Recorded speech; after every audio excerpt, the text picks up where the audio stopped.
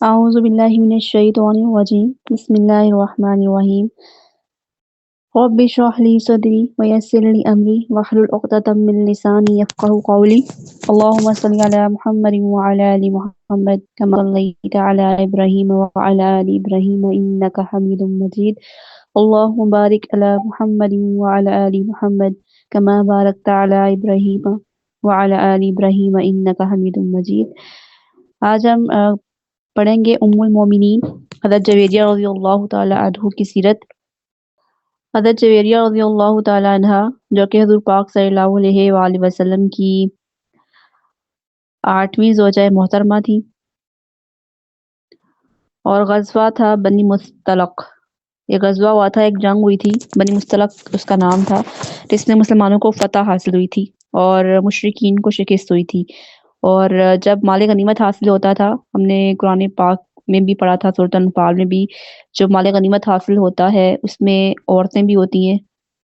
بچے بھی حاصل ہوتے ہیں، مطلب کفار کے۔ کچھ کو قید کر دیا جاتا ہے، کچھ کو جو ہے وہ غلام بنا لیا جاتا ہے، کچھ باندیاں بن جاتی ہیں، کچھ کو آزاد کر کے جو ہے وہ ان سے شادی کر لی جاتی ہے۔ تو اس طرح کے واقعات ہوتے ہیں، اور یہ اللہ تعالیٰ اور ان کے جو رسول ہیں نبی پاک صلی اللہ علیہ وآلہ وسلم وہی ڈیسائیڈ کرتے تھے کہ کس کو عورت کو باندھی رکھنا ہے، کس کو آزاد کرنا ہے، کس کو کیا کرنا ہے۔ تو مال غنیمت اسی دور میں حاصل ہوتا تھا، حضور پاک صلی اللہ علیہ وآلہ وسلم ہی اس کا فیصلہ کرتے تھے، کون کس کے نکاح میں جائے گی، کون کس کی باندھی ہوگی، کون سی عورت کو قید کرنا ہے، کون سی عورت کو واپس بھجوانا ہے۔ تو یہ سارے فیصلے حضور پاک صلی اللہ علیہ وآلہ وسلم کیا کرتے تھے۔ تو حضرت جویریہ رضی اللہ تعالی عنہ بھی جب آئی تھیں غزوہ بنی مستلق میں آئی تھیں، تو ان کے جو سردار تھے، مطلب اس قبیلے کے جو سردار تھے، وہ ایک قبیلے کے سردار کی بیٹی تھی، اور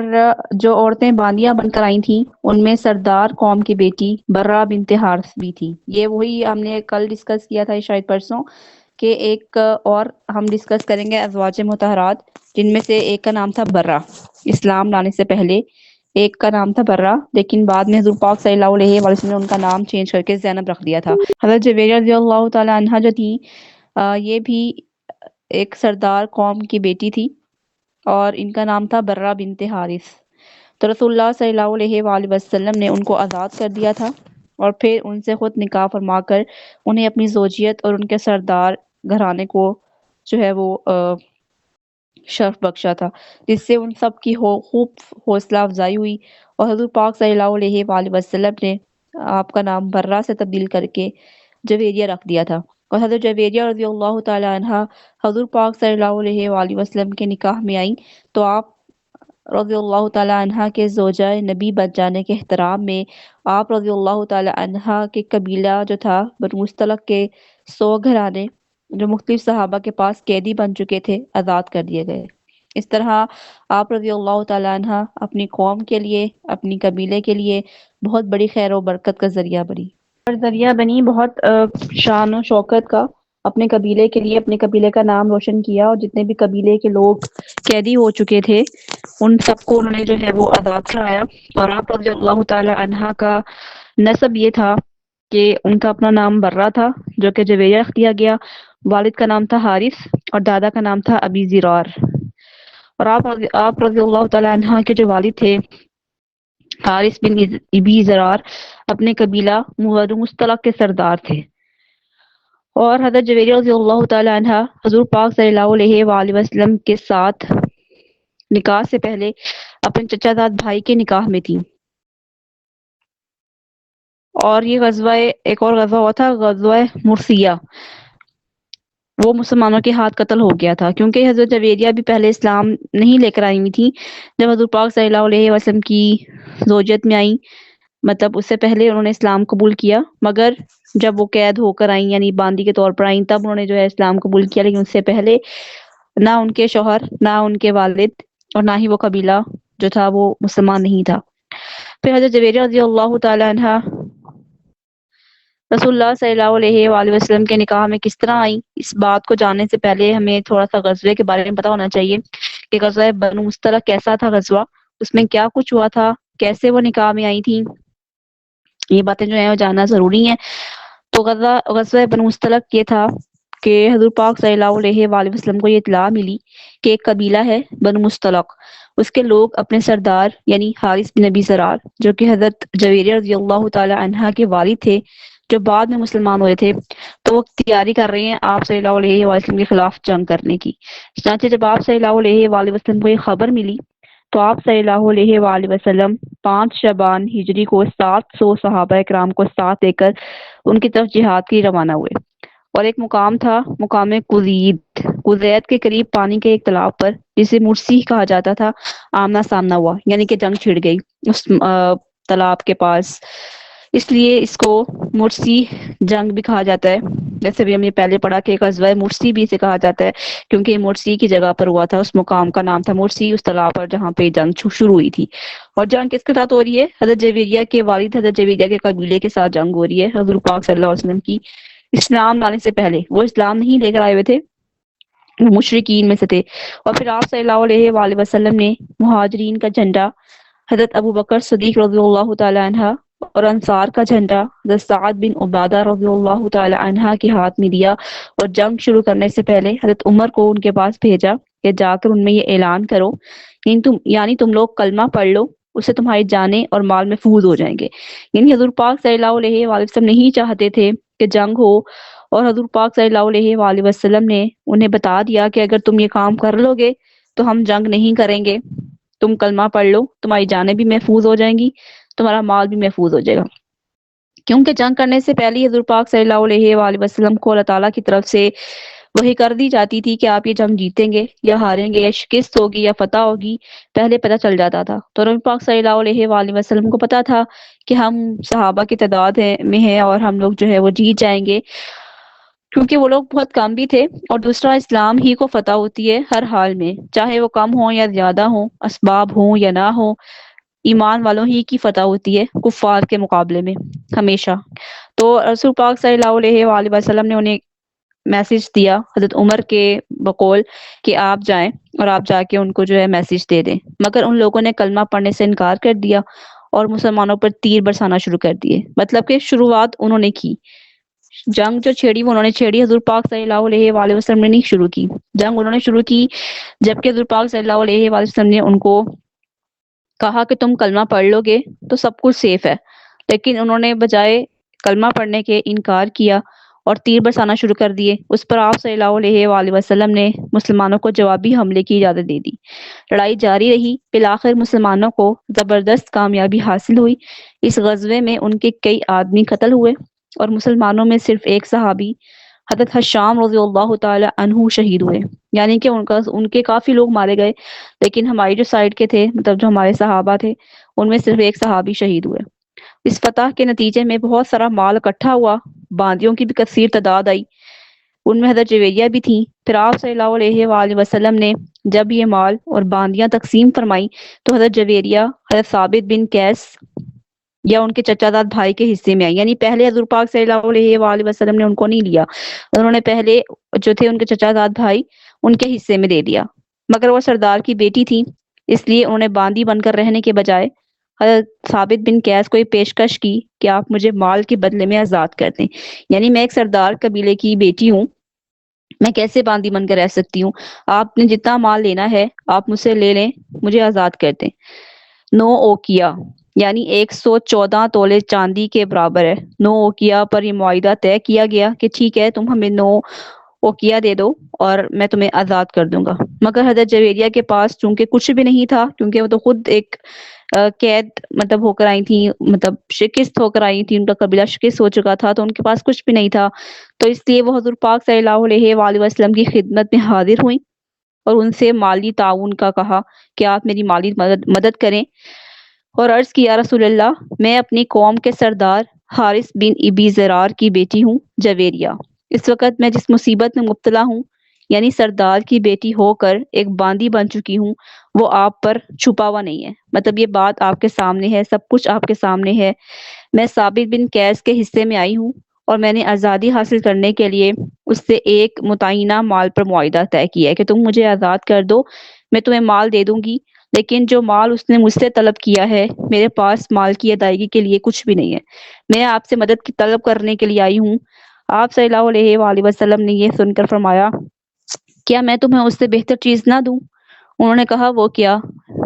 یا رسول اللہ؟ آپ صلی اللہ علیہ وآلہ وسلم نے فرمایا، میں تمہاری طرف سے وہ سارا مال ادا کر دوں گا، پھر تمہیں آزاد کرا کے اپنی زوجیت میں لے لوں۔ عرض کی، یا رسول اللہ، مجھے منظور ہے۔ چنانچہ آپ صلی اللہ علیہ وآلہ وسلم نے ان کا مال ادا کیا اور آزادی کے بعد ان سے نکاح فرما کر اپنی زوجیت کا شرف بخشا۔ حضرت جویریہ رضی اللہ تعالی عنہا سے آپ کا نکاح 5 ہجری میں ہوا، اور حضرت جویریہ رضی اللہ تعالی عنہا فرماتی ہیں کہ رسول اللہ صلی اللہ علیہ وآلہ وسلم کی آمد سے 3 راتیں پہلے میں نے خواب دیکھا کہ یثرب یعنی مدینہ منورہ سے چاند چلتا ہوا آیا اور میرے قریب آ کر میری گود میں گر گیا۔ میں نے یہ خواب کسی کو بتانا مناسب نہ سمجھا، یہاں تک کہ آپ صلی اللہ علیہ وآلہ وسلم جہاد کے لیے ہمارے پاس تشریف لائے۔ جب ہمیں قیدی بنا کر مدینہ لایا گیا تو اسی وقت مجھے امید ہو گئی تھی کہ اب خواب پورا ہوگا۔ چنانچہ پھر یہی ہوا کہ آپ صلی اللہ علیہ وآلہ وسلم نے مجھے آزاد فرما کر اپنی زوجیت کا شرف بخشا اور میرا خواب پورا ہو گیا۔ یہ ہم نے پہلے بھی کسی ازواج محترات کے بارے میں پڑھا تھا کہ ان کو بھی اس طرح سے خواب آیا تھا، اور انہوں نے 3 دفعہ یہ خواب دیکھا تھا کہ حضور چاند ٹوٹا ہے، ان کی جھولی میں آ کر گر گیا، اور پھر ان کا نکاح جو تھا حضور پاک صلی اللہ علیہ وآلہ وسلم کے ساتھ ہو گیا تھا۔ اور یہ حضرت جویریہ کو خواب آیا کہ چاند چلتا ہوا مدینہ سے میرے قریب آ کر میری گود میں گر گیا، اور ان سے بھی جو تھا وہ حضور پاک صلی اللہ علیہ وآلہ وسلم کا نکاح پورا ہوا اور ان کا خواب بھی پورا ہوا۔ اور جس وقت حضرت جویریہ رضی اللہ تعالی عنہ کا نکاح رسول اللہ صلی اللہ علیہ وآلہ وسلم کے ساتھ ہوا، اس وقت آپ رضی اللہ تعالی عنہ کا قبیلہ بنو مستلق کے 100 خاندان غلام و باندی کی صورت میں مختلف صحابہ کرام کے گھروں میں موجود تھے۔ آپ رضی اللہ تعالی عنہ کے ازواج مطہرات میں داخل ہونے پر صحابہ کرام نے آپس میں کہا کہ قبیلہ بنو مستلق کے یہ لوگ چونکہ اب حضور پاک صلی اللہ علیہ وآلہ وسلم کے سسرالی رشتہ داروں کے قبیلے والے ہو گئے ہیں، لہٰذا انہیں غلام بنانا مناسب نہیں ہے۔ اس احترام میں سب لوگوں کو انہوں نے آزاد کر دیا، اور الغرض ان لوگوں کو یہ آزادی حضرت جویریہ رضی اللہ تعالی عنہ کے اس مبارک نکاح کی وجہ سے حاصل ہوئی۔ اس لیے آپ رضی اللہ تعالی عنہ اپنے اہل قبیلے کے واسطے بڑی خیر و برکت کا سبب بنی۔ حضرت جویریہ کا یہ بیان ہے کہ واللہ میں نے اس بارے میں حضور پاک صلی اللہ علیہ وآلہ وسلم سے کوئی بات نہیں کی تھی، صحابہ کرام رضی اللہ تعالی عنہ نے خود اپنی عقیدت اور محبت میں ان کو آزاد کیا۔ اور میری چچا زاد بہن نے آ کر مجھے اچانک خبر سنائی تو مجھے بہت خوشی ہوئی اور میں نے اللہ تعالیٰ کا شکر ادا کیا۔ اور آپ رضی اللہ تعالی عنہ کے جو والد تھے حارث بن ابی زرار، وہ بھی حضور پاک صلی اللہ علیہ وآلہ وسلم کا ایک معجزہ دیکھ کر مسلمان ہو گئے تھے۔ وہ اس طرح کے غزوہ بنی مستلق میں جب حضرت جویریہ قید ہو کر مدینہ آئی اور پھر بعد میں آپ صلی اللہ علیہ وآلہ وسلم نے ان سے نکاح پہ فرما لیا، تو آپ رضی اللہ تعالی عنہ کے جو والد تھے وہ اپنی بیٹی کو چھڑانے کے لیے فدیہ لے کر آئے، اور بہت سارے اونٹ بھی لے کر آئے، کیونکہ وہ بہت مالدار تھے، قبیلے کے سردار تھے، تو وہ بہت سارا سامان، مال، اونٹ وغیرہ لے کر آئے کہ ہم یہ حضور پاک صلی اللہ علیہ وآلہ وسلم کو دیں گے اور اپنی بیٹی کو چھڑا لیں گے۔ جیسے وہ مدینہ منورہ میں داخل ہوئے تو جب پہلی وادی میں پہنچے، وادی عقیق میں، تو ان میں سے 2 اونٹ ان کے دل کو بہت بھانے لگے، اس لیے انہوں نے وہ اونٹ وہیں کسی گھاٹی میں چھپا دیے، یعنی کہ وہ فدیے کی نیت سے لے کر آ رہے تھے، لیکن راستے میں انہوں نے کہا کہ نہیں، یہ 2 اونٹ بہت اچھی ہیں، یہ نہیں میں فدیے میں دوں گا، یہ میں سائڈ پہ کر لیتا ہوں، یہاں چھپا دیتا ہوں، اور راستے میں واپسی پہ جاتے ہوئے ان اونٹ کو اپنے ساتھ لے جاؤں گا۔ اور جب وہ حضور پاک صلی اللہ علیہ وآلہ وسلم کو مال کے ساتھ اور باقی اونٹوں کے ساتھ ان کی خدمت میں حاضر ہوئے اور عرض کی، اے محمد، یہ اونٹ میری بیٹی کے فدیے کے طور پر ہیں۔ آپ صلی اللہ علیہ وآلہ وسلم نے دریافت فرمایا، وہ 2 اونٹ کہاں ہیں جنہیں تم وادی عقیق میں چھپا کر آئے ہو؟ یہ سنتے ہی انہوں نے کہا، اشہد ان لا الہ الا اللہ واشہد ان محمدا عبدہ ورسولہ، میں گواہی دیتا ہوں کہ اللہ کے سوا کوئی عبادت کے لائق نہیں، آپ واقعی اللہ کے رسول ہیں۔ اللہ کی قسم، اس بات کا اللہ کے سوا اور کسی کو پتہ نہیں تھا، یقیناً اللہ تعالیٰ ہی نے آپ کو خبر دی ہوگی۔ چنانچہ وہ خود بھی مسلمان ہو گئے، ان کے ساتھ ان کے 2 بیٹے اور ان کے قوم کے بھی کافی لوگ دار اسلام میں داخل ہو گئے، مطلب جو قافلہ وہ آ رہا تھا مال لے کر، وہ سب کا سب مسلمان ہو گیا۔ اور آپ رضی اللہ تعالی عنہ نے رسول اللہ صلی اللہ علیہ وآلہ وسلم سے صبح و شام کی رفاقت سے فائدہ اٹھاتے ہوئے دین کا علم حاصل کیا اور پھر اس کی آگے اشاعت کی۔ صحابہ، بہت بڑے بڑے صحابہ کرام سمیت بہت سارے حضرات نے آپ رضی اللہ تعالی عنہ سے وہ دین حاصل کیا اور آگے پھیلایا۔ اس طرح دین نسل در نسل امت تک پہنچا۔ جن صحابہ نے آپ رضی اللہ تعالی عنہ سے استفادہ کیا ان میں بہت بڑے مفسر قرآن ہیں جنہوں نے قرآن کی تفسیریں کی ہیں۔ حضرت عبداللہ بن عباس ہیں، حضرت عبداللہ بن عمر ہیں، حضرت جابر ہیں، اور بھی بہت سارے لوگ ہیں۔ یہ بڑے بڑے مفسرین ہیں جنہوں نے حضرت جویریہ سے دین سیکھ کر، علم سیکھ کر قرآن کے جو ہے وہ تفسیر لکھنا شروع کی، اور آپ رضی اللہ تعالی عنہ کو ذکر و عبادت سے خاص شغف تھا۔ ایک مرتبہ رسول اللہ صلی اللہ علیہ وآلہ وسلم نماز فجر پڑھ لینے کے بعد گھر سے باہر تشریف لے گئے، اور یہ گھر میں اپنی عبادت والی جگہ پر بیٹھی ہوئی تھی، یعنی فجر کے ٹائم کی بیٹھی تھی اور ذکر میں مشغول تھی۔ پھر آپ صلی اللہ علیہ وآلہ وسلم چاشت کے بعد گھر تشریف لائے تو دیکھا کہ ابھی تک اسی طرح وہیں بیٹھ کر ذکر میں مشغول ہیں۔